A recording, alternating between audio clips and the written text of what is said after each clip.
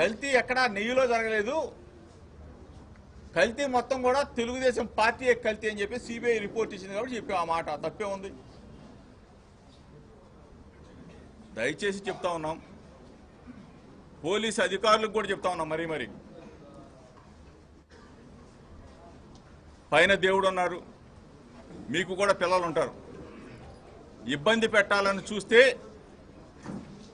దేవుడు మిమ్మల్ని మాత్రం ఎట్టి పరిస్థితిలో వదిలిపెట్టడు, శిక్షిస్తాడు. మిమ్మల్ని కూడా ఏదో ఒక రూపేణా శిక్షిస్తాడు. ఎందుకంటే దిగజారి మాత్రం పనిచేయొద్దు. ఈరోజు చంద్రబాబు నాయుడు గారు 2 సంవత్సరాలు అయిపోయింది. ప్రజాస్వామ్యంలో ఎవరు శాశ్వతం కాదు, భూమి గుండ్రంగా ఉంటుంది. శాశ్వతంగా చంద్రబాబు నాయుడు ఉంటాడు ముఖ్యమంత్రి అని చెప్పేసి మీరు అనుకోవద్దు. ఈ పాటికే ప్రజల్లో తిరుగుబాటు లేకపోతే మెడికల్ కళాశాలల విషయంలో 1 కోటి మంది సంతకాలు స్వచ్ఛందంగా వచ్చి పెట్టారు. ఈ పాటికే తిరుగుబాటు వచ్చేసింది. దయచేసి మీడియా మిత్రుల ద్వారా పోలీస్ అధికారులు కూడా వినయపూర్వకంగా విజ్ఞప్తి చేస్తా ఉన్నా, వాళ్ళేదో రాక్షసానందం పొందుతారు, మీకు అవసరంలా. మీరు న్యాయం చేయండి, అంతేగాని ఇటువంటి దుర్మార్గాలకు మాత్రం ఒడిగట్టొద్దు. పచ్చ చొక్కాలు వేసుకొని మేము కూడా చంద్రబాబు నాయుడు చేయని చెప్పేసి కొంతమంది ఉన్నారు. ఇప్పుడు మీరు చూపించా, మీకు మీడియా సమక్షంలో చూపించా.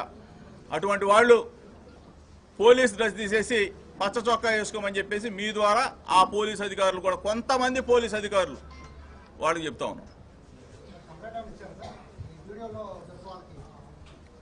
కళ్ళ ఎదురుగా జరిగింది, వాళ్ళ ఎదురుగా జరిగింది, కంప్లైంట్ కూడా ఇచ్చాము, పంపిస్తా ఉన్నాం. కళ్ళ ఎదురుగానే కదా, వాళ్ళు చూశారు కదా మీరు. పోలీసుల సమక్షంలో జరిగిన దాడి, పోలీసులు, తెలుగుదేశం పార్టీ నాయకులు అందరూ కూడా కలిసి చేసిన దాడి. కానీ మీరు చూశారు కదా, ఒక్క పోలీస్ చేతిలో లాఠీ ఉందా? ఒక్క పోలీస్ సోదరుడి చేతిలో అయినా లాఠీ ఉందా? ఏ అధికారైనా వచ్చే వాళ్ళని దండించాడా, ఆపాడా? ఏది జరగల. ఇది దుర్మార్గపు చర్య. ప్రజాస్వామ్యం ఎక్కడా లేదు. ఇది కృష్ణా జిల్లాలో మొట్టమొదటిగా తీసుకొచ్చిన సాంప్రదాయం. పెట్రోల్ బాంబులతో దాడి చేయడం అనేది మొట్టమొదటి సాంప్రదాయం. అదే కానీ ఫైర్ అయ్యి మా ఇంట్లోకి వెళ్ళి ఉంటే, మా నాన్నగారు ఉన్నారు 80 సంవత్సరాలు, ఏమైపోయేవాడు? దుర్మార్గంగా చేయొద్దు. లోకేష్కి చెప్తామన్నా, నీ ఇంటికి నా ఇల్లు ఎంత దూరమో నా ఇంటికి నీ ఇల్లు అంతే దూరం. ఏదో పేద పుడింగ్ అనుకోవద్దు. దయచేసి మంచి నడవడిక నేర్చుకో. రెడ్ బుక్ తీసి మడిచి పెట్టేసుకో, ఇంకా చాలు. మర్యాదగానే చెప్తా ఉన్నాం, దయచేసి వినండి. ఎవరో పేపర్ రోడ్ డ్రెస్ కొట్టాడు, ఒక వార్త రాశాడు, నువ్వు రెచ్చిపోతేటాయా? రాస్తారా పేపర్ వాళ్ళు, నువ్వు రెచ్చిపోతావా? ఇవాళ ఇంకో పేపర్ అని రాశాడు, జోగి తగ్గలేదని చెప్పి తిరుపతిలో ఏం మాట్లాడామయ్యా? ఏం మాట్లాడాం? ఏం రాయగొండ మాటలు, అనగొండ మాటలు మాట్లాడాము ఏమన్నా? పేపర్ మిత్రులు కూడా చెప్తా ఉన్నా, 1-2 పేపర్లు ఎందుకు మీకు? ఎందుకు ఆనందం? దయచేసి రాక్షసానందం పొందబాకండి.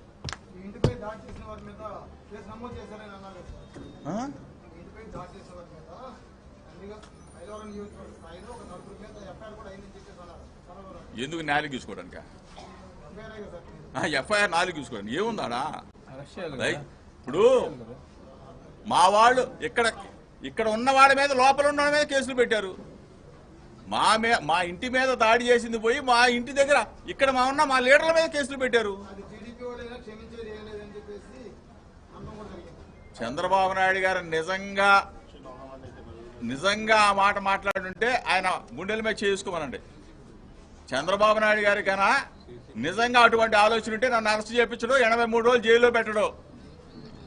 ఎందుకంటే ఫేక్ కేసులు కదా, ఏ ఆధారం లేకుండా, ఎటువంటి ఇది లేకుండా నన్ను, నా తమ్ముడిని జైల్లో పెట్టారు 83 రోజులు.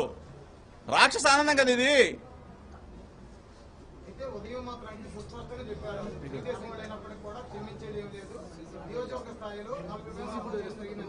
సీసీ ఫుటేజ్లు ఉన్నాయి, మీరు కూడా చూశారు. వాళ్ళందరినీ పెట్టమనండి.